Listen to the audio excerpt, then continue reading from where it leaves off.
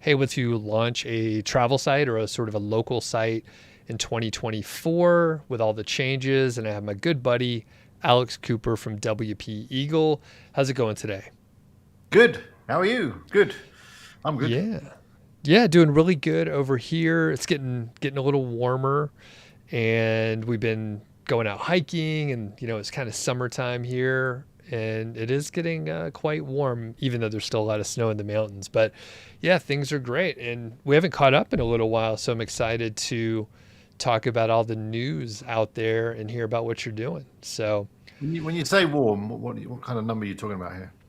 So you'll have to convert it. It's been like Yeah, in the 80s, like 80 80. to 85. So I think that's like in the high Well, 20s that's or like so. 27. Yeah, that's warm. Yeah. Okay. Yeah. So it's like significantly warm, but it cools off at night, and in the morning it's pretty nice. So Yeah, that's similar to what it is down in the south of Spain here. It's about yeah, 25, 26, 27, which I think is, gotcha. yeah, about 18. Yeah, yeah. So it gets a little warm, but it cools off at night, and it's very dry here too. So, but like I said, there's a ton of snow still in the mountains. Like I think it probably was snowing up at high elevations today. But anyway, today we're going to talk about your new site. We're going to talk about some of the recent videos that you posted. Plus, we had Google accidentally leak, or we don't know if it was accidentally, but like Google leaked Are some these leaks some ever accidental? right, yeah, and I mean they're very smart there, but yeah, there's been a lot more chatter, and in fact, in my other podcast, Mile High Fi, I this was a couple weeks ago. I was like, I stopped using Google as my search engine in air Ooh, quotes, okay. and I'm using DuckDuckGo, and I switched over to Safari primarily. And there's some Ah, Google products that I use, like Docs and the full suite of um, Sheets and Docs and a couple other things. So it does work better in Chrome, but it's still usable in Safari. But I'm just like, you know what? It's a little thing that I could do. So yeah, you try it. Well, here you go. Here's a little thing you can do. If you yeah. like your Chrome-based browser, I've been using Arc. Have you heard of Arc? Mm-mm. It's a real sweet browser. It takes a little bit of getting used to, which is like all these things. Like a lot of people, they don't want to switch browsers because then when you're trying to do stuff, you've got to think a little bit more, haven't you? Because you're just kind of used to where everything is on Chrome. But Arc is a Chromium powered browser, so all your Chrome extensions and all that stuff works perfectly fine with it.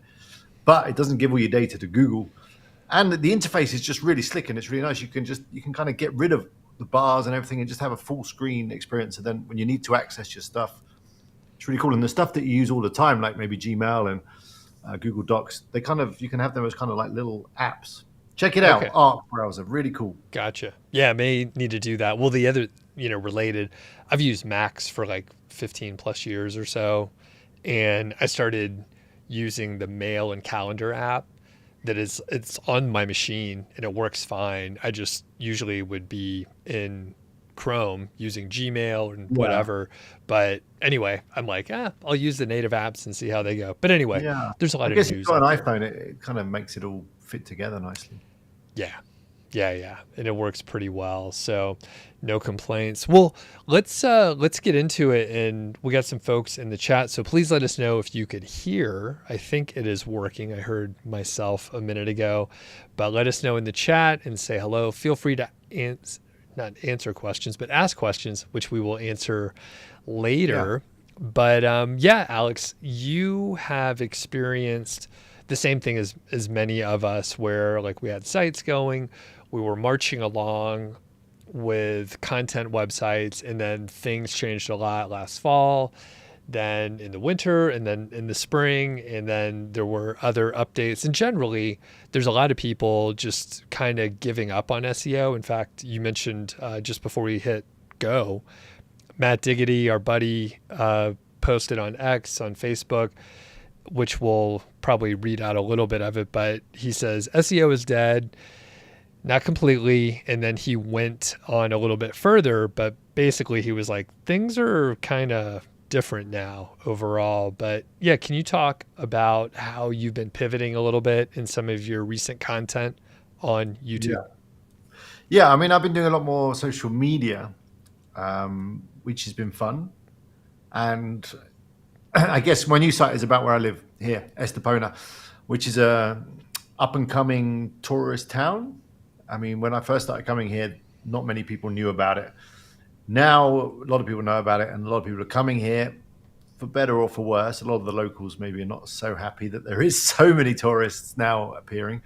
They're building hotels everywhere.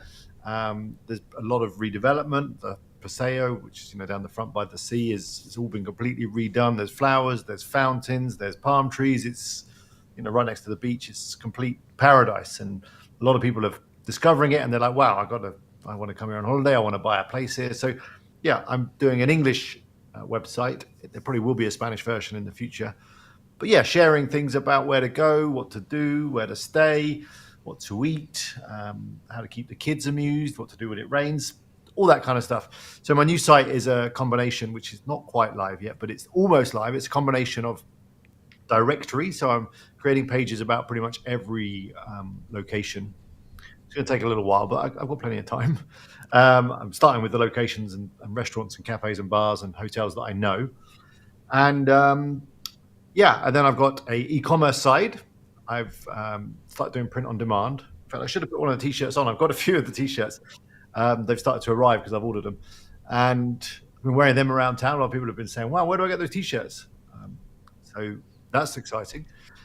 Then I've got the kind of standard content that you'd expect, articles on like things to do when it's raining, where to get a great cup of coffee, what to do with the kids, the best Instagram spots. I've got a whole load of keywords that I'm working for on that.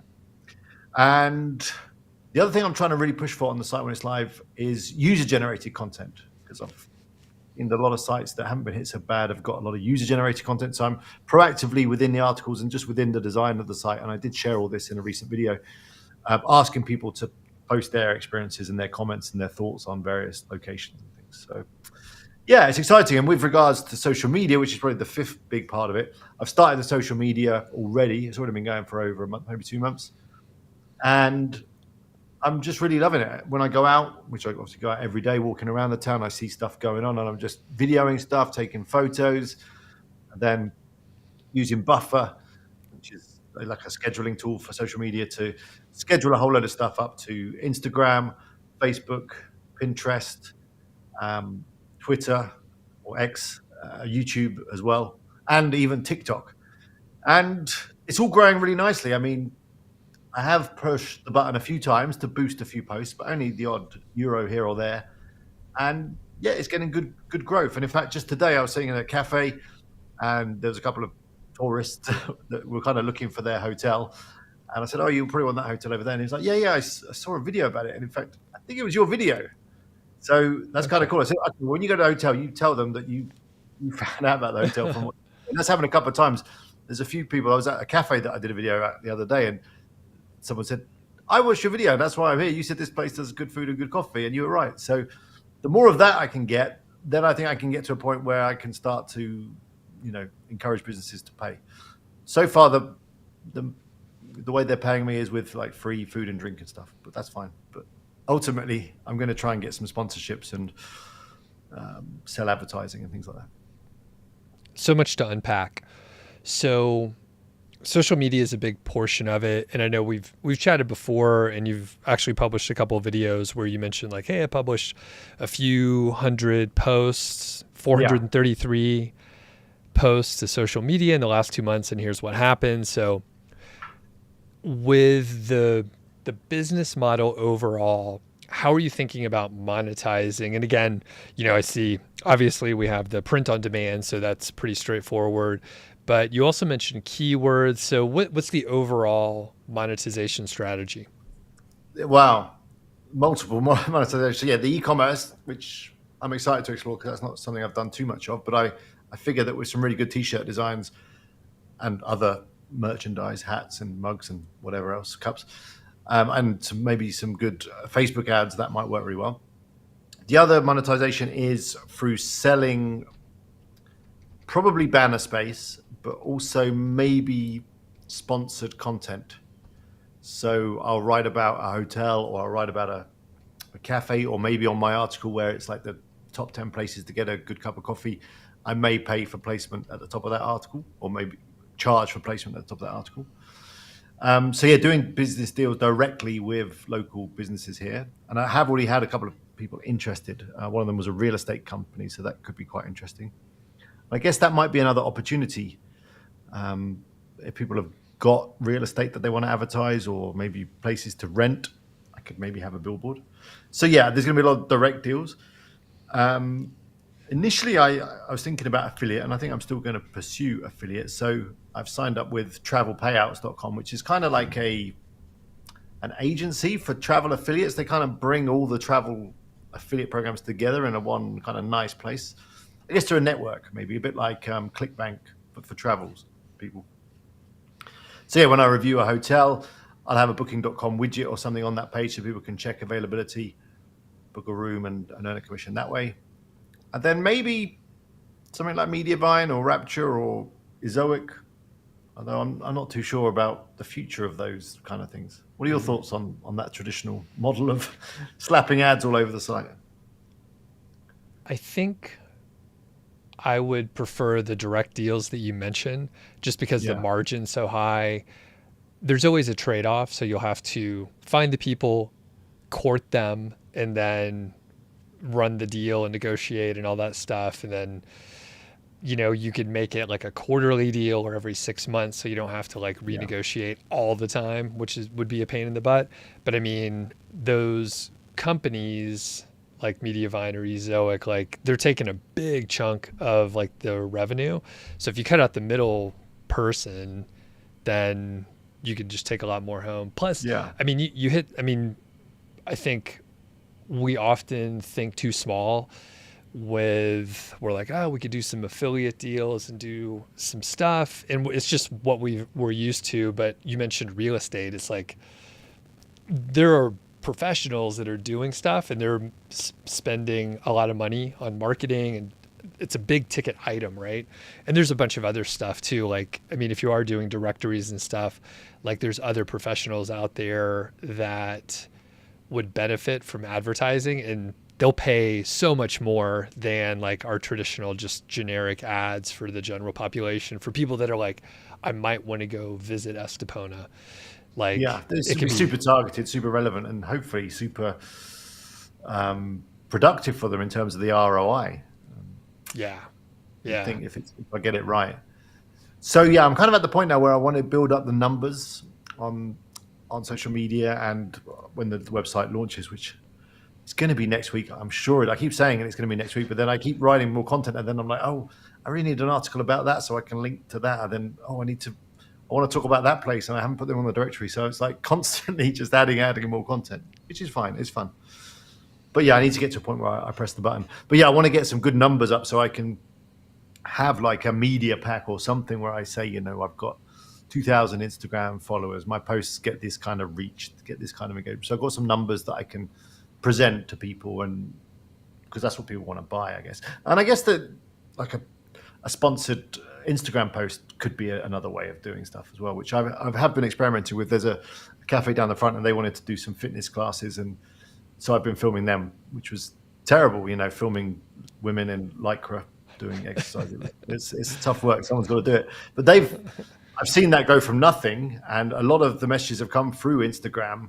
And now, like this morning, they did it, and there was about 8 or 9 ladies, and this is like the 3rd week now. So you can see it growing, obviously with a little bit of word of mouth, but a lot of them have seen it through Instagram. So there's definitely value in that, in just selling an Instagram post about whatever someone may want. And obviously for that, I do need to have a certain level of following and some numbers about reach and engagement so that I can sell it. A couple $100 for an Instagram post would be okay. Are there other sites that you've seen, or brands, because you're doing a full suite of content, social media, you got the website, you got YouTube, you have short form video.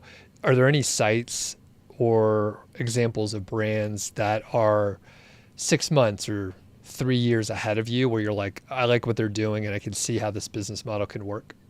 Yeah. There's one in the next town along, which is a bigger town, I will say, and is a more established resort town. It's Marbella. You may have heard of Marbella. Marbella. Some English people may call it Marbella because double L. Obviously, in Spanish, that's pronounced with a y sound. So it's Marbella. Very popular, very slightly upmarket town, I guess. But yeah, there's a website there called Marbella.Life, I think it's called. Marbella Lifestyle. So not a million miles away from Estepona.life. And yeah, it's very popular. You can see how they've monetized with selling advertising, got very big social media following, and it's just run by a couple from what it looks like, and it seems to be doing really well. So yeah, that's kind of what inspired me a little bit to do my site. Is there sort of an active chamber of commerce or other essentially small business owners in town where they meet up, and then the city, like the city council, and they all kind of help each other out? Like, can you go to those meetings and basically just be like, hey, I'm trying to do this thing and it helps all of us if, you help me out with some content or whatever? Is there something like that there? I think there is. There's definitely a Rotary. Okay. A Rotary. So that's maybe a good place to start. But yeah, there's got to be some other business groups. I haven't really explored it, but yeah, that's a good idea. I'm sure there must be. I know that there's like a remote working group. I saw that. I don't know how relevant that'd be, but that might be just fun to go to, where like a load of digital nomads turn up and work together. Gotcha. But yeah, that's a good idea. I'm sure there is various coffee mornings or breakfasts and that kind of stuff. Yeah, I feel like, you could show them how to do some social media stuff or whatever and just be helpful. And then you have your platform that you're growing and you could all work. I mean, everybody wins, right? If you're all, because you're not a competitor, you're just like, I want to help you guys bring in more business, whatever their business is. So it kind of makes sense to do that. Exactly. And I guess, like a lot of these things, I could let people or do something for free to start the ball rolling and just see what kind of response they get. And then once they get a response, they're obviously going to want more, I guess. Right. And I bet, some of this stuff you don't even, have to talk with them about it or whatever. You just start sending them traffic, start creating content around it. And then they'll be like, who is this guy? Like, why are there more people coming in from this post? And then you don't have to sell it. Like, they will come asking you about it. Yeah, that's the dream, I guess. That's a great way of doing it.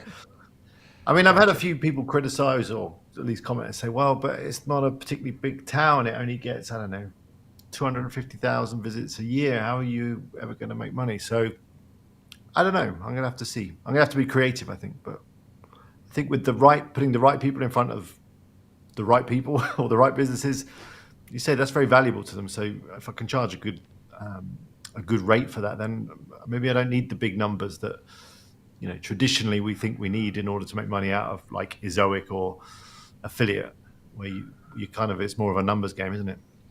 So I think it's going to be more about quality than quantity. One thing I love to do when I visit a new place is take like a walking food tour. And you mentioned that you're eating food and you're checking out the restaurants and coffee shops and all that. So I don't know if you would want to do it, although you're fun to hang out with. And I think you could do like, hey, I'm doing a walking food tour. I have these relationships. And the cool part with those type of tours is if I go to a restaurant, I want to try all the stuff they're well known for, but I don't want to order like 5 entrees for like one person. So you just get like a bite. So the tours that I've gone on, basically you go to these restaurants, you get their best 3 things, and then everybody shares it, or 5 things or whatever. And then I get a little history lesson. I get to walk and check out all these restaurants. And then if I like a place, I can go back, of course. But it's just a fun way to do it. So have you thought about like in person? Yeah, that's a good idea. We'll get a group of friends and just do that and film it. Yeah. Yeah. That would be good. Yeah. Yeah. I thought about doing that with the ice cream. I want to do an article or a video about where to get the best ice cream, because there's like, 15 different ice cream shops here. So that'd be like, get the kids together, a group of kids, and we just go out and we go to all these different shops and just try ice cream at each one and film it. Maybe to get it kind of consistent, we just pick one flavor like chocolate or vanilla and just try that at each one and find out which one's, and get the kids to kind of all rate it. And hopefully they don't throw up by the end of it. Well, that's a great idea for a piece of content, but I was thinking more like you run a food tour and Oh, people pay okay. Yeah, you yeah. like $100 and then you take them to like 5 places over 2 hours and they get to try all Okay. this Yeah, yeah. stuff. And then you tell them about like, hey, I went to this place first and they're well known for blah, blah, blah. The founders are, longtime locals, something like that. Yeah. And the other idea that I got at Affiliate Gathering was to maybe do some kind of discount card where I speak to, again, restaurants or whatever, and they accept this card and maybe give 10% off the bill or something. And then figure out, maybe they pay to join this, or I don't know. I guess there's some way of making it work. So Yeah. they're getting extra business because people will go to the places that accept this card. And yeah, that was some Yeah. idea that it was quite late at night when we were talking about that. No, that makes sense. I mean, it's, they would potentially run more ads in there, but you could do like test runs and figure out like how other companies monetize it. But I would suspect like you just get the discount codes or whatever, and then you sell the card for $20, but they could save like 100 if they go to all the Yeah. places, right? So the And companies then don't pay whether I get anything. the restaurants to pay as well to be a part of it, I don't know. Yeah. If you get I guess enough it could work people. both ways. Yeah. Okay. So one other thing you mentioned is keywords, and we'll get a little bit into some of the Google stuff going on, of course. But how are you thinking about keywords these days? I think you even created a video. You published a video, and it says niche sites no more. And usually niche sites or authority sites, we think of keywords like it's largely keyword driven. So what keywords are you looking at? What kind of strategies are you using these days for this site? I'm still doing the standard keyword research. I used some SEMrush keyword data. I've been using the output method. I think with what I'm doing, the competition is so low. I mean, the main competition is probably TripAdvisor, a couple of other small hobby sites around the town, which haven't been updated that often on. If they are updated, they're not particularly good quality. So yeah, it's kind of standard keyword research stuff that you would expect. And it also seems that a lot of people, especially when they're here, they're searching on google.es, which I think is a couple of algorithm updates behind where you guys are. I mean, we haven't got the AI overviews. Are you seeing that over there, the AI overviews? I stopped using Google, but yeah, I saw it around. Yeah, and I heard they're turning it down a bit. Yeah, there was a lot of funny stuff that I think I just saw it shared around. But yeah, it was really bad advice for maybe some weird queries and stuff. But And generally, it some was health kind bullshit. of stuff and food stuff, wasn't it? Yeah, Yeah. yeah. So So yeah, I mean, and I've found that I'm already ranking, especially for restaurant name and review. I'm able to get up there with TripAdvisor, especially if I do a YouTube video. The YouTube video, even though the channel is small, it's only, I don't know, maybe nearly 200 subs. The competition, I say, there is no other content like it, a video review of any of the restaurants here. So if I do a review and just say, restaurant A review, it will rank first page, maybe 2 or 3 from the top in the video section. So yeah, generally I'm going for the searches around particular places, but then also for things like the best bacon sandwich and best cup of coffee, they're ranking well. I mean, my site isn't live yet, so I don't know how well that's going to rank. It's going to be interesting to see. yeah, I'm curious about that because I mean the thing is like hopefully fucking Forbes and Business Insider are not going to be publishing like the best coffee in Estepona No, when they start coming no, after the biggest that. site is TripAdvisor for sure. So, okay. So pretty standard. And for my new podcast, Ranking Revolution, I interviewed Kyle Roof, which the interview won't come out for a couple months yet. But basically he was like, yeah, still using keyword golden ratio, like it still works. And he runs it through another sort of filter or two, which is basically the avalanche method, which is a whole other thing to get into, which we won't today.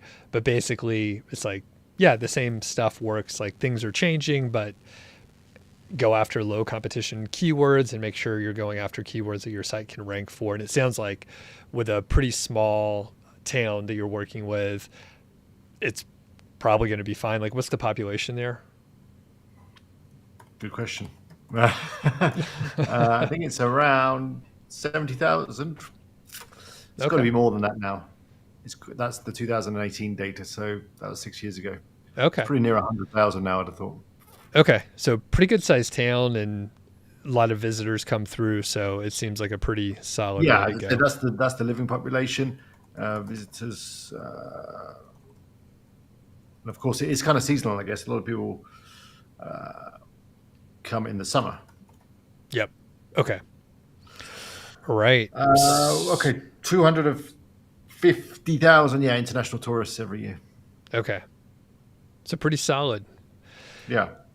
Do you have any expectations on when you'll start earning money? And if so, which channel do you think it'll come from first?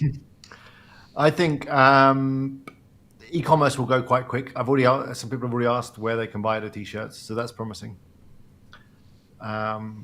Yeah, and then as soon as the site's live, I've got two warm leads on people that are interested in sponsorship. So I'll probably approach them and kind of package it up as a founder's offer, as be the first, I'll do you a special deal kind of thing, just to try and get the ball rolling on that. Okay. And then I'll think about maybe doing some sponsored posts. I'm still earning from WP Eagle as well, so I'm still working on that. As you see, I've been publishing quite a lot of videos. Still working pretty hard on that. Yep. Okay. Well, and before we move on to WP Eagle, so probably the Ecamm stuff looks pretty good now, and it sounds like it'll be pretty soon because people are already asking, which is a good sign.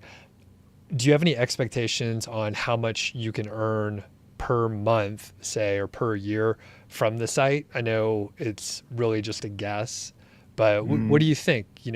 It's a 70,000 person. My target is just I don't need to get up to millions. I want to get it 2,000 or 3,000 a month, maybe to start with. That might be a good place to start. And I reckon I can do that with a few good deals locally, and then a bit of e-commerce, and then maybe with a bit of affiliate. But I think the affiliate will take a little while to get going. Okay. For example, with Booking.com, they like to have established sites. I think you have to be live for at least 3 months before they'll even think about it. Gotcha. But yeah, I mean, even flights, car hire, all that can be done with affiliate links. Yep. All right. Yeah. So a few thousand, and then how long do you think it'll take for that kind of stuff? You could bake in the wait period for Booking.com and other stuff or whatever. But yeah, what kind of timeline? I'm thinking 6 months. I mean, I think this summer might be a learning experience, and just to kind of find my feet in terms of what's working, and then although people do visit here in the winter, so I don't know. It's all a bit of an unknown, which is why I'm still working on WP Eagle. And the great thing is, I mean, again, I've had some cynical people, as always, saying that I'm only doing this project because I want to sell more theme. Because I did a kind of behind the scenes of the site video just the other week. And obviously I built the site with popcorn theme, and I talked about some of the other things that I've been using, a few plugins here or there, all of which, of course, had affiliate programs, which, of course, I'm going to use affiliate links. Anything I use, I don't see a problem with me promoting it with an affiliate link. And there was a couple of cynics saying, "Oh, well, you're just making that site so you can sell more popcorn." That is not the reason I'm doing it. The reason I'm doing it is because I do want a fresh new project that hopefully can stand on its own 2 feet. Yes, it's great because it's now given me a fresh energy in WP Eagle, because I've got something I can talk about. I can do stuff on Estepona.life, and it's a new case study for me. If you remember, I found my feet, or did very well on YouTube with my last case study, Best Roof Box. So this feels a bit like that. And I'm happy to share it because I feel like it's quite difficult to copy unless someone watches my channel in Estepona and feels like copying me head to head and lives here. If you're not living here, I think you'll find it very difficult to copy me because I can just create content. I'm living it, I'm breathing it. So I'm happy to share it. I'm going to share everything in terms of the business deals I do, in terms of how I'm monetizing it, how I'm building it. But that is not the reason I'm doing it. And yeah, if I sell a bit of popcorn theme or get some affiliate commissions from Printify or from Kittle or whatever, that's fine. But ultimately, the two are actually, they're kind of bouncing off each other, which is good because I was kind of running out of motivation and steam with WP Eagle, and it's kind of, let's say, brought some more energy back to that. And this live stream is brought to you by Popcorn Theme. No, I'm just kidding. Check out Popcorn Theme, though. It's pretty good. I'm using it for Ranking Revolution. Yeah, I mean, the thing is, I mean, with popcorn theme, the popcorn theme is, and I guess we'll talk about this as well, is feeling the effect of the entire disruption that's happened recently in the niche space. Yeah. Our sales are way down. People just are not building websites anymore, or they're not building them with popcorn theme when they were. And of course, a popcorn theme was positioned and designed and created for niche websites. So of course, it's going to feel the fallout. Yeah. But yeah, I mean, but it does give you an insight into where people are at, and yeah, going back to what people like, what Matt Diggity, and just the general vibe is that people just are not doing websites at the moment. They're not doing SEO. They're looking at social media. They're thinking outside the box, and just everything's been turned upside down. Yeah. But yeah, I mean, going back to Matt Diggity's tweet, if anyone's seen it, it's quite interesting because he's basically obviously very well known for SEO. But yeah, he's saying that SEO should be ignored. And the kind of feel that I got from the tweet is that he feels kind of sorry for Google, that Google they're getting hammered by lawsuits and the threat of AI and just other things. And they're kind of scratching around desperately trying to save their business. And in the fallout of that, we're all getting affected. And as you're starting to boycott Google. And I mean, ultimately, where do you think it's going to end for Google, or where does it going to end as a whole for the internet? I think are we just going through a big seismic shift at the moment, and that's why everyone's getting shaken up? Is that a real question? Yeah. Yeah. And I'm displaying the tweet here so people could just sort of read it. I'm not going to read the whole thing, but yeah, check it out. I think Matt posted this over on Facebook as well. But I mean, I think definitely a shift happening. I don't know if Matt said he actually felt bad for Google, but I'm like, I don't really feel bad for them. They were bad partners. They were dishonest. It's a big company, right? It's a faceless company to me. So I don't really give a shit. And they don't treat us like we matter at all. And when it comes down to it, I mean, like if you read the subtext of the stuff that I've been saying and the things that I've been working on, or like that you're working on, or other people that either have podcasts or YouTube or somewhat in air quotes, like thought leaders, like we have other products, we have an email list, we have other things that we're working on. So it was never like, I'm only working on these small niche websites. And the people that are only doing that, like no matter what traffic channel they were on, like Google or Facebook or Pinterest, like there's always changes that are external that they have to deal with. So if you are not diversifying your whole thing, your whole business, then you're going to run into some issues. And I mean, I have run into issues in the past, but it was always like just a portion of the business. And I mean, I think the skills of SEO will serve you in other places, but like, I mean, you're putting a lot of effort into the social media platforms, which is where a lot of people are turning these days, or Pinterest.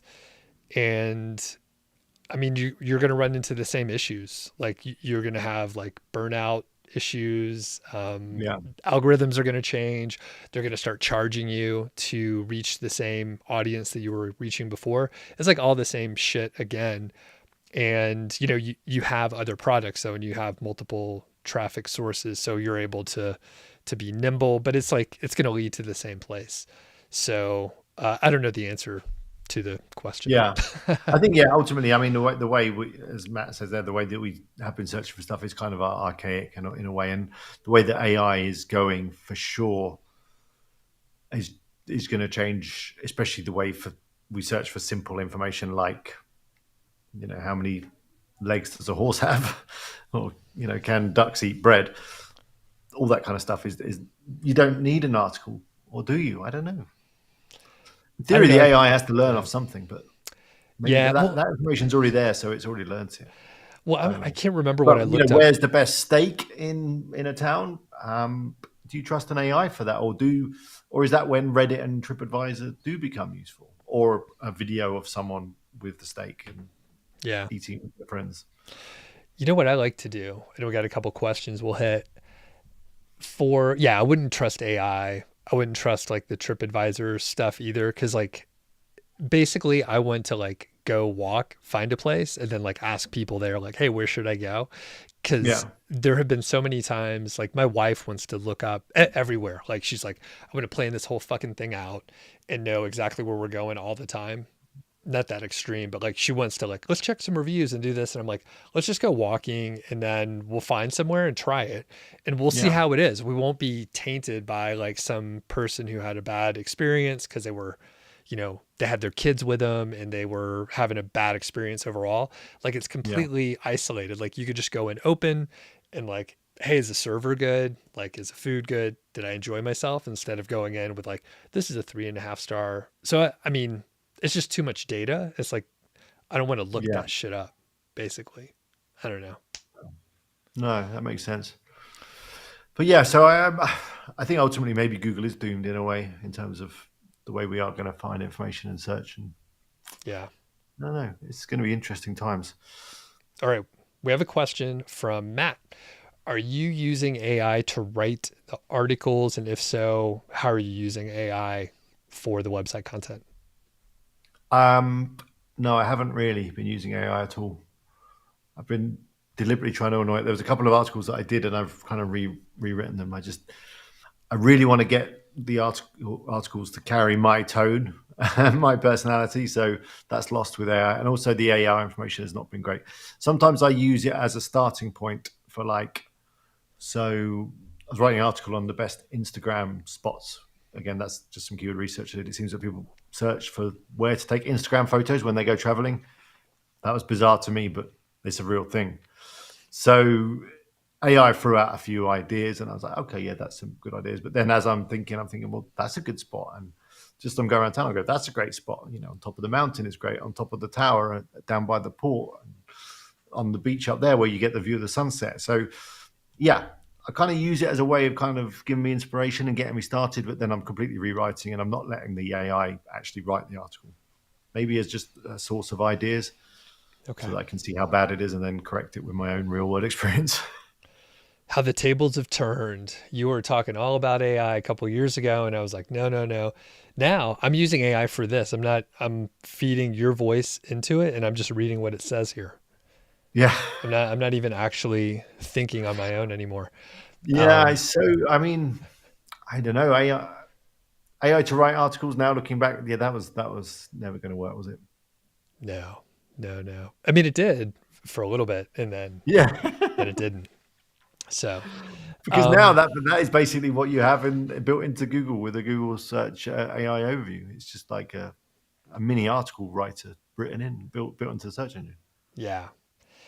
Yeah, so a couple other comments here. We got Jason who really appreciates your new site. The look and feel is looking good. And I think that's over at WP Eagle. I think that's the one he's talking about since Estepona.life No, isn't but some people have launched. seen it because I have shared it Okay. on video. Yeah, yeah.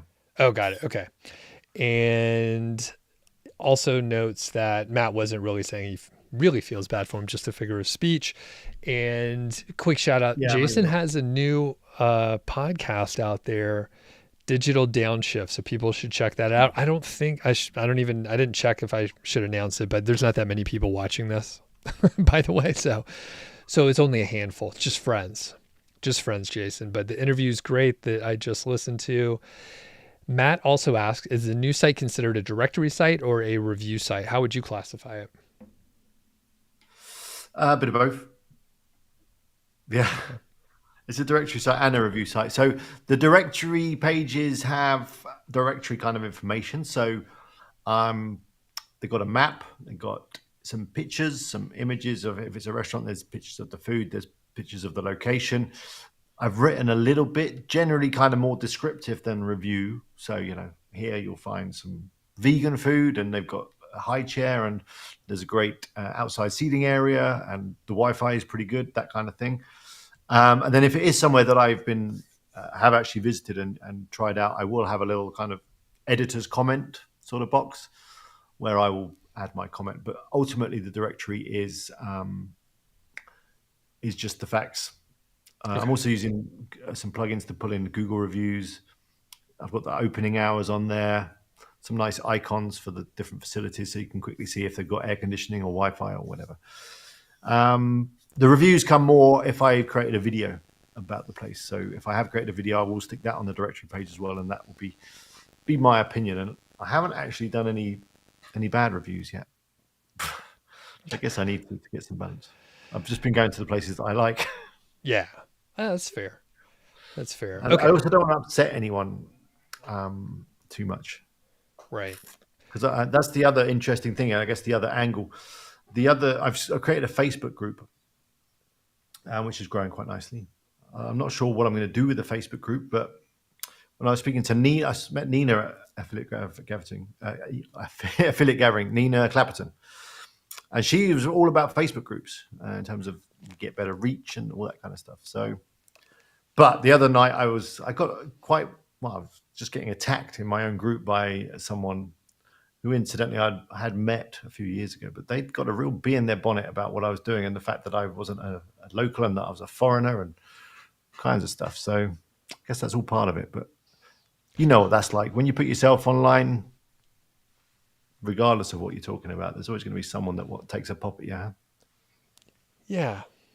People are mean out there. You just have to have Yeah. thick skin. But yeah, when you're an admin, you can block them. It's fine. Jim also asks, have you considered Niche Site Lady's recent blog post to become more news-centric?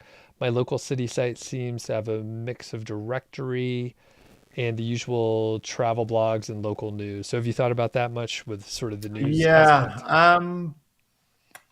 I have covered a few things.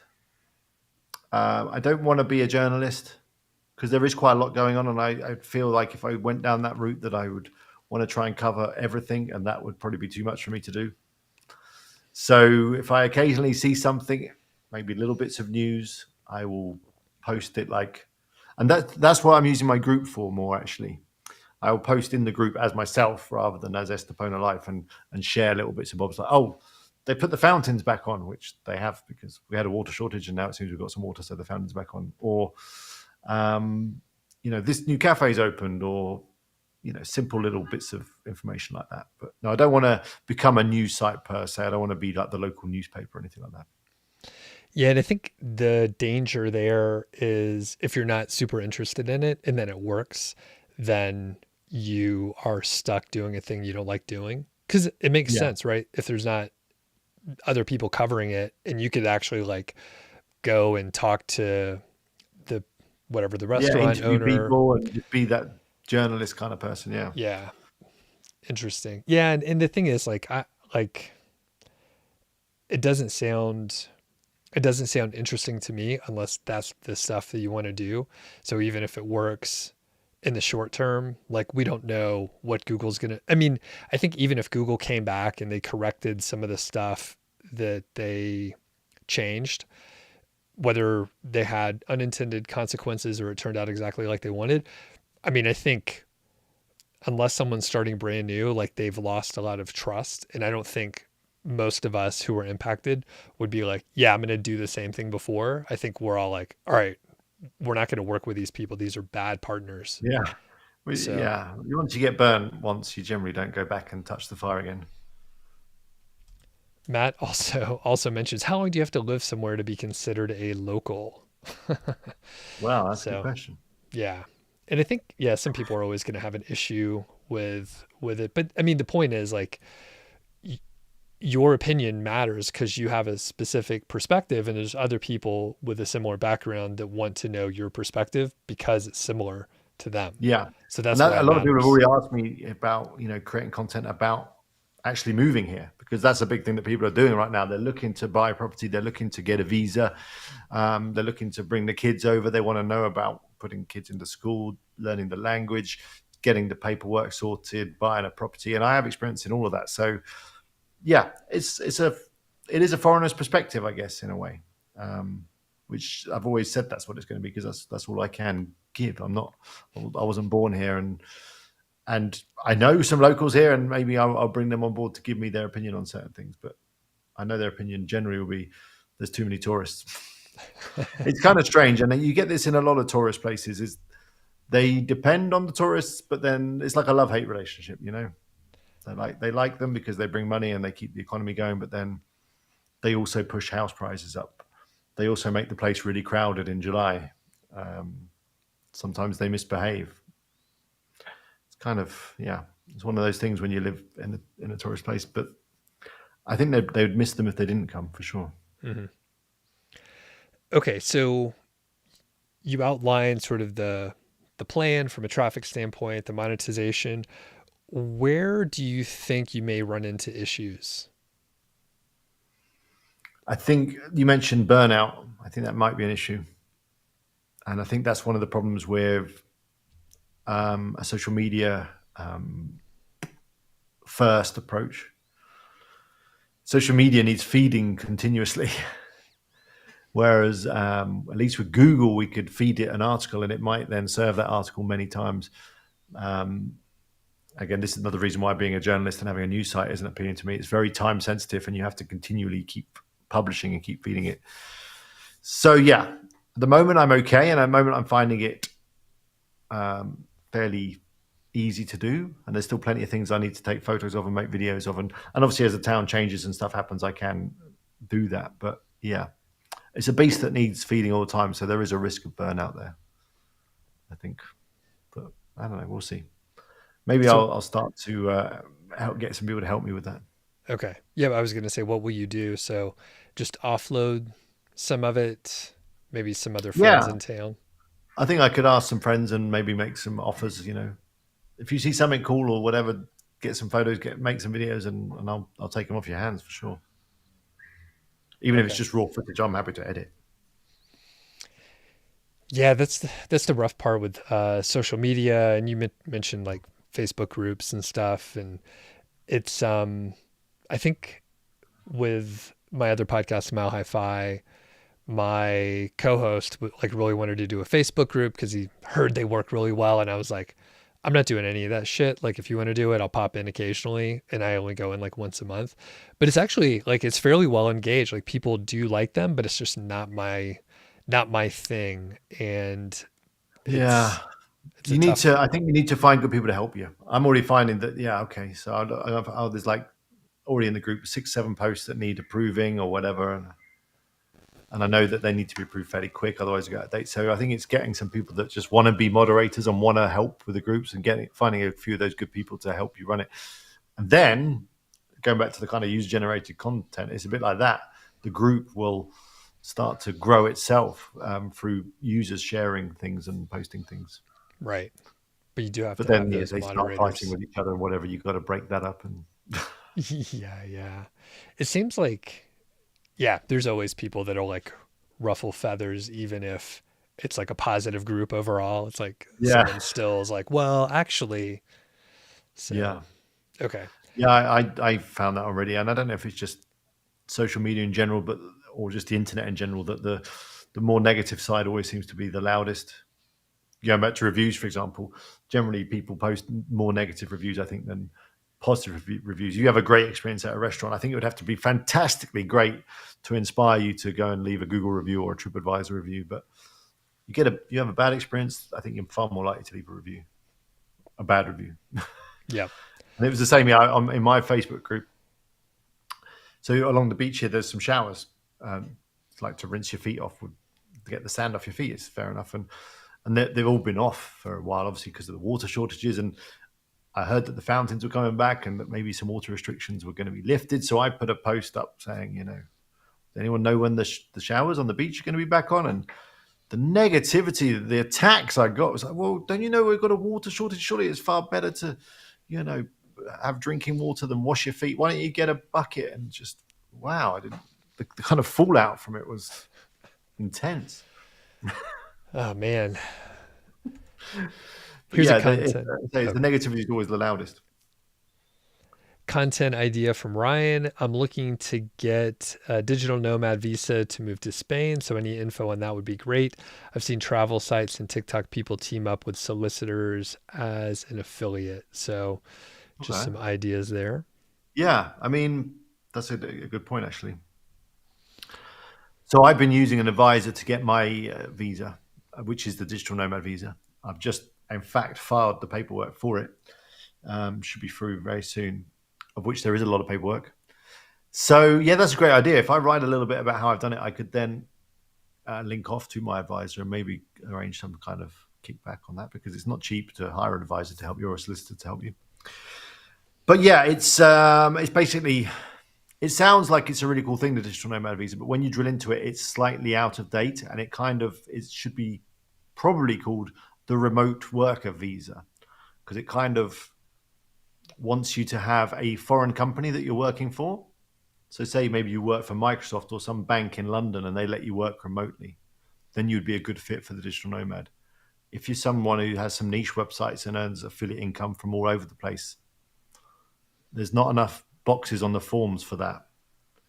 So, the way I'm structured is that I still have a company in the UK, and that's the foreign company that I'm working for, my own foreign company, and that kind of then fits with the digital nomad. But yeah, I'm going to share all that experience. Gotcha. But yeah, the visas, I guess it's the same for pretty much any country. You have to take professional help with it because it's just so confusing. Yeah, there's so many places to make a mistake in the forms and blah blah blah. Yeah, and different paperwork. So that they needed a CV for digital nomad. I guess most people that and I know that have been working on the online space for a few years they probably don't even know what a CV is anymore, or let alone have one.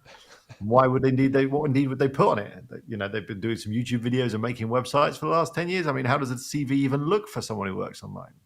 Yeah. Yeah, I just made some stuff up. Yeah, I was going to say, it should be pretty easy. That's something you could use AI I've for. worked for myself, and it's going pretty well. So yeah, you need a CV, and obviously then there's other basic stuff like you need health insurance, you need to have a clean criminal record, and there's a lot of boxes to tick. Marcus, what's up? So Marcus says he has a Facebook group of 45,000. He doesn't post much and don't have any moderators. It's not always needed to be very active. Mine is slow on purpose. He doesn't monetize it, but when he posts or a member shares something, the engagement is high. Thousands of impressions on most posts. Okay. Why aren't you monetizing yet? Sounds like a lot of people. But on that monetization thing, what is that? Well, how would you monetize a Facebook group? Is it through allowing people to promote things for a fee within your group? Is that how it works? I don't know. How do you monetize a Facebook group? As someone with no experience in it recently, so I think there's probably a couple ways. One, I did some work on Facebook several years ago, but I think the ideas apply. So get them onto an email list, get them on your email list, and then they've opted in again, and then you could market to them via email, which is probably a little bit more direct than Facebook. So you'd collect their email address when they join the group, or one of those little questions that you have when people join. Not necessarily. I was just thinking you could very often say, hey, here's a lead magnet. If you want to get this thing, you could join the email list. So you could make them give you the email when they try to join the group. But I was thinking more like an opt-in situation. Okay. And then the other would be you could run ads to them. So if you run ads to them, I think, then you could promote the thing that you're selling or whatever. And then so you could target the members of your group. I guess you can do that. I would think so. I think that's what Facebook wants you to do, is run ads to reach your audience. Okay, that's what I would do. All right. So the third way, I guess, would be to do deals directly with third parties, and someone's got a property they want to promote. Okay, you can post in my group for $100 or whatever. Yeah. Exactly. Okay. So as we are wrapping up, because I don't want to keep you too long, let's see. Anything else with the YouTube side? So you have gone back to your roots with some WordPress specific posts and plugins and stuff like that. How's that going? Is it boring to create that content? No, it's not boring. It's been fun. A couple of the recent videos haven't been well. Okay, So I have taken a couple of promotion or paid posts. Have you done this before? I'll take money I for kind of anything. needed, I Yeah. needed a little cash flow for everything that's going on. And I get people all the time coming into my inbox saying, I got this plugin, I got this thing. Will you make a video about it? And generally I just delete the emails, but I thought, okay, I'll try a couple. If the plugin or the product seems interesting. So yeah, I did I've been doing some stuff with Brainstorm Force. I don't know if you know those guys. They're the people that developed Astra Theme. They're an Indian company. They seem very friendly and fine, and they give me some products and some money. And they said, and they've also been very hands off. I guess is the way they've just said, here's a product, do some videos on it, rather than I did one the other day, which you may have seen, which was fun as well. It was a performance plugin. Again, it was a paid product placement post, a YouTube video. They paid me some money and they said, check out the plugin. And I said, okay, I'll take a look at your plugin if it's good. And it seemed good. I tested it on a couple of my sites. I was getting 100 on Google PageSpeed. I created a video. What I thought they wanted, it was just one of my usual kind of videos. I said, I've got this site. It's getting like 75 on Google PageSpeed. Let's put this plugin on. Let's see what happens. Recorded it all in real time. We got 100. Perfect. And I thought that's a great video. I published it, which I probably shouldn't have done. I should have probably sent it to them for review first. And it got up to about 400 views. And they went, take it down. It's not what we wanted. Because I'd said this plugin could give you 100 out of 100. And they didn't want me to make any outlandish promises. So, yeah, I'm experimenting a bit with that. I'm also, as I say, doing a lot of stuff on Estepona.life, kind of bouncing between the two and sharing that. So that's fun. I've been doing some more live streams. Yeah, the difference is you don't get the dopamine hit with the WordPress videos. So if I do like a review of a plugin, my subscribers generally won't engage with it. Or I did a tutorial just the other day on how to add a pop-up to your WordPress website, which I thought was a really good tutorial. And the plugin is free and it's really good. And the pop-up was really good in terms of, if you want to build an email list with a pop-up, it's perfect. But that kind of content does not get the kind of engagement like if I do a quick video about Jamie saying something bad about Ricky. So you can imagine those kind of videos, but then they kind of spike. They do really well for a couple of days. They get 3,000, 4,000, 5,000 views in a couple of days, and I'm like, wow, that's really good. Whereas I know the other kind of videos. So, for example, a couple of maybe a month or so ago, I did a video on how to add a Google map to your WordPress website. It's not exciting, but now I see in my YouTube analytics, it's a steady source of views. And that's because it's coming up in search. So it's different. You got these kind of my vlog style videos, which get a huge response very quickly and then die off because they're quite time sensitive. And then there's the WordPress videos, which are generally made for search. I do target keywords like how to add a map to Google, how to add a pop-up to WordPress, that kind of stuff. They don't get much engagement to start off with, but they do seem to do well with search over time. So I don't know. Is it exciting to make a video about adding a map to WordPress? Probably not. It's kind of useful. Yeah. It's I'll come back to that in a second. There's a couple comments out there. People are asking about the cadence theme, and some people seem to like it. So it looks like Matt is getting some direction on that. Yeah. But Spectra was the one that I have been, the one that I was introduced to through, again, it's Brainstorm Force. And yeah, it's really cool. I haven't really played with Cadence, but I guess a Spectra versus Cadence video is on the way. Okay, cool. Yeah, the good idea on those. Okay, so back to the YouTube stuff.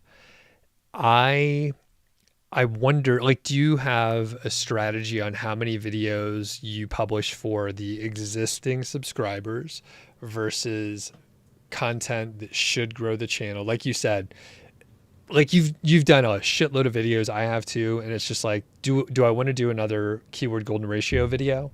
Because the other ones are super old. And it's just not very exciting, but it could bring in new people, especially if I was after algorithm updates in 2024, here's how KGR works. So do you have any sort of that would do well. I strategy? think that would do well, both now and maybe going forward. I don't know.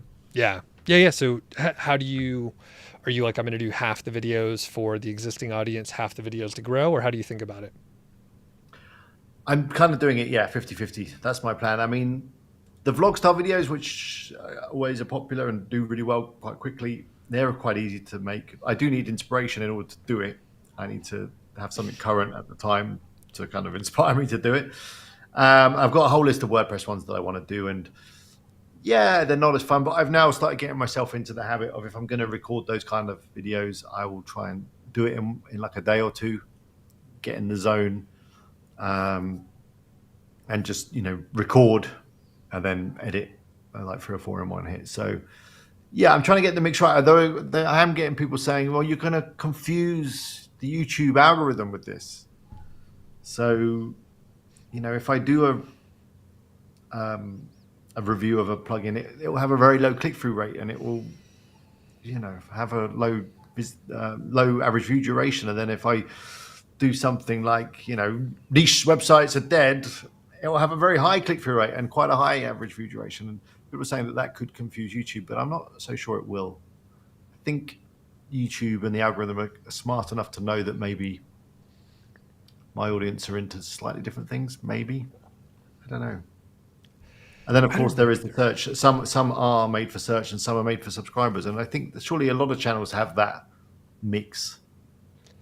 I can't remember where you create a catchy thumbnail and a catchy headline that's not got any keywords in it, really, but is there to kind of trigger your subscribers to click. And then there's the other stuff, which is, how to add a map to WordPress, which is obviously for keywords. I don't know. What do you think? What's your experience with YouTube? I see you're up to 126,000 subs. How's that going? How are those new subs engaging? Hold on. You asked too many questions. Yeah. But I'll answer all this stuff. It's a great, because I was going to launch into that myself. So I don't have a strong strategy right now. I'm a little bit unmoored with like what content that I want to create. So as you mentioned, like there's some news type topics that we can cover. There's some internal drama with personalities, like you had Jamie and Ricky on a live stream, and I'm sure, great interaction for a little bit and then dies off and like no one cares after a few weeks. For a week or so, the channel's on fire. Yeah. And it's like, we're like, do we want to create that kind of content all the time? Probably not. And it's interesting. And sometimes like it's somewhat rewarding for us to create content like that. But for me, I'm a little bit, scattered in that I don't know exactly what I want to work on, although I am interested in some of the, SEO news and things going on. But generally I'm just like, if I feel like it, I'll create a video. I do these podcasts and the live stream. So it is shit on YouTube. So basically for me, I stopped caring about the algorithm because like it'll get you to chase your tail, right? Like we see this wherever the algorithms are. It's like do this and then they change it, right? Like it's not directed at me or you or anyone specifically. It's just like they tweak the algorithm. So I'm like, I'm not going to play along. I'll just create the content that I want to do. Yeah. I'm up to some 120,000 subscribers, right? And you told me, I don't know, almost a year ago, you were like, hey, I tested out the promotions tab and I was like, I'll check it out. And then several months went by and I checked it out. And by then you had said, I don't think these subscribers are high quality. They're not engaging with your content much.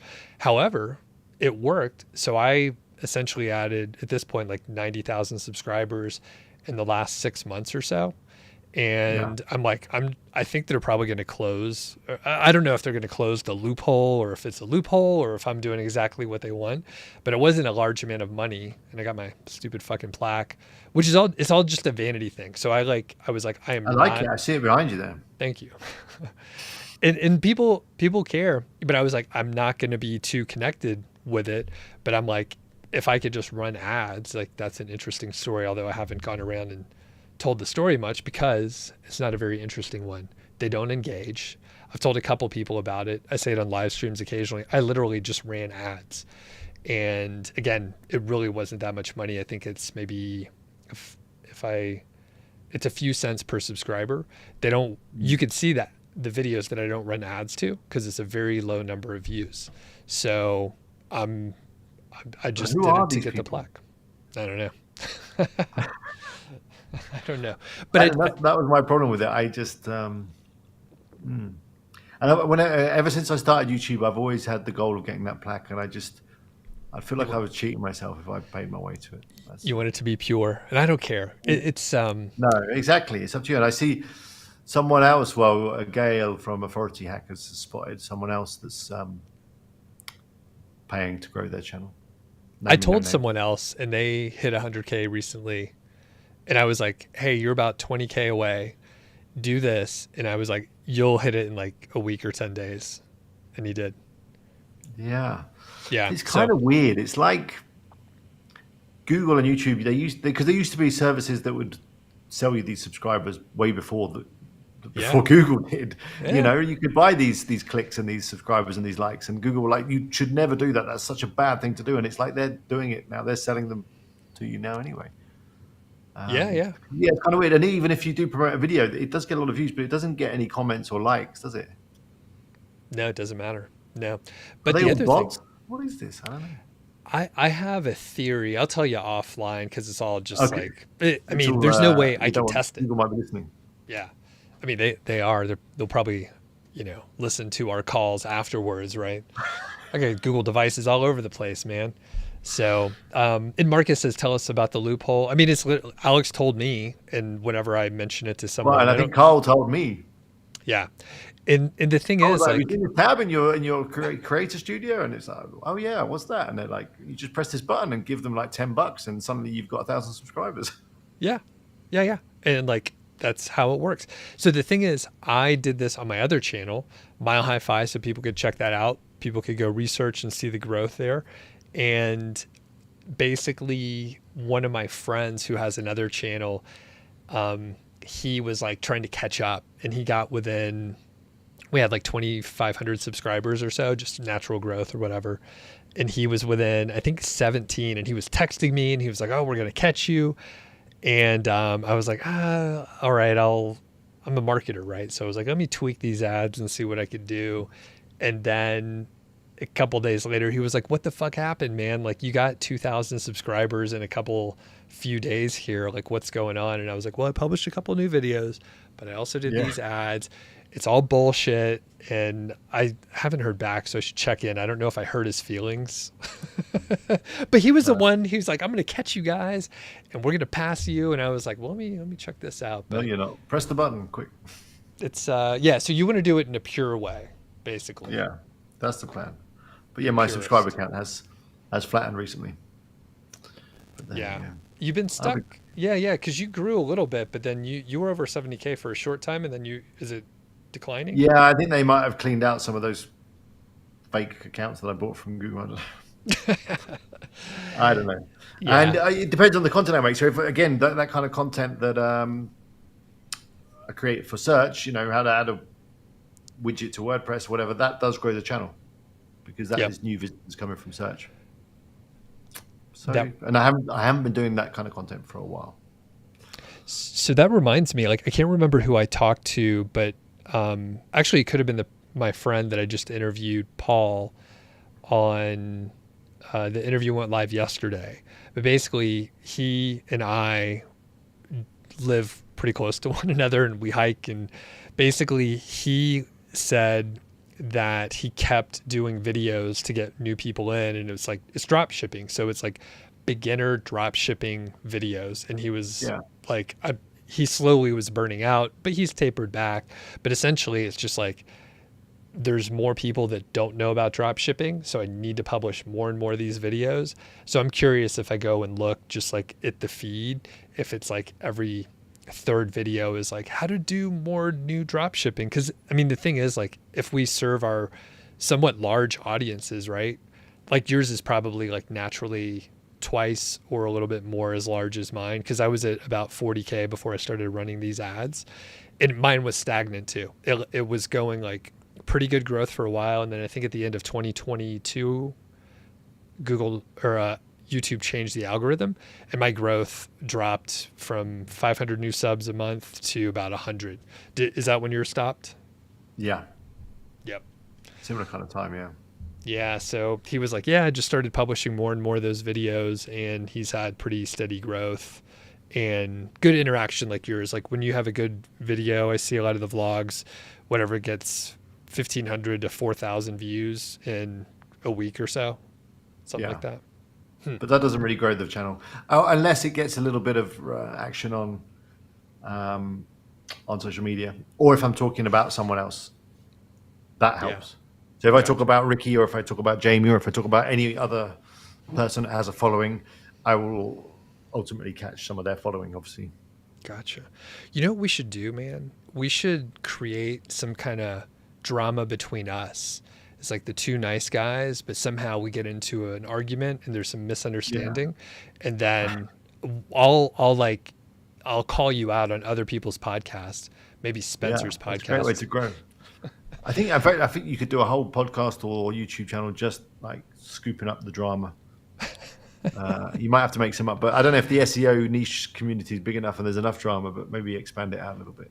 Because there used to be that channel on YouTube, I don't know if it's still going, called Drama Alert, where he would, what's his name, Keemstar, he would just pick up on the drama between different YouTubers, and he grew a channel really quickly. Just people love that drama. People love watching a car crash. Oh man, like people. Huh. I don't know if you want to get involved in that kind of low-level content. We'll have to workshop the idea. I don't know. I'm just in it for the subscribers. I really don't care about the content. Yeah, you got the next plaque. You got your eye on that. What's the next one? 1 million? I think that would actually be a little expensive, I suspect. But you know what? It would be hilarious. I need to map it out and be like, all right, it'll cost me like $8,000, but I could hit 1 million subscribers, and no one will. I know it's kind of. I never thought that this market was big enough, like WordPress or niche website. I never thought there would be enough eyeballs out there. But a friend of mine. Oh, hello. Sorry, my battery's just gone on my. I'm going to switch to that camera. On my camera. Still hear you. Am I back? I can hear you, but I can't see you. Or you're frozen. Oh, there you are. Back. There you are. Okay, yeah. My other camera is on a battery and it ran out. We've been talking too long. Ferdy, he had a WordPress channel, and I don't know if he's paid. I don't think he's paid, but he's up to 1.2 million now, just from basically WordPress tutorials. Really, man. Yeah, that's something else. Yeah, but they're all kind of how-to videos for beginners, probably. Okay. So, as you say, that's how you grow a channel. You find them new people. Yeah, there's more new people out there. So, and Carl has a great idea. What's up, Carl? YouTubers are doing boxing matches, so we could do that. We could do an AI boxing match. No, we're not fighters. We're lovers, Alex. Yeah, I don't want to fight. All right. Okay, we'll wrap it up here. Marcus says, are your subscribers actually helpful when it comes to engagement, generating money, etc.? Not really. It is purely a vanity metric in my case. And the thing that I did, and I think I published a YouTube video. So I sunset my course. I'll probably do another podcast course or accelerator, but basically I detached the monetary stuff from YouTube. So I don't burn out because I don't have to do a video, and I don't have to do a video that does well. I could just do whatever I want. And that's very intentional because I actually like doing the video shit, and I like the conversations we have. And I haven't been running ads, right? Like, so I used to do some ads on these live streams and otherwise, but I'd add them back potentially, but generally I have I have very little skin in the game. So for me, it's purely a number and the plaque behind me. It could, however, right, once you hit 100K, like more advertisers might be willing to work with you. So it could help out. But at this point in time, I'm not doing anything different, and it's just kind of smoke and mirrors. What about you, Alex? Yeah, I do have skin in the game. I do run ads on my videos, but I don't know whether I think it's just the CPM is low. I mean, it used to be a good 4 figures, the YouTube ad revenue, and now it's an okay 3 figures. Okay.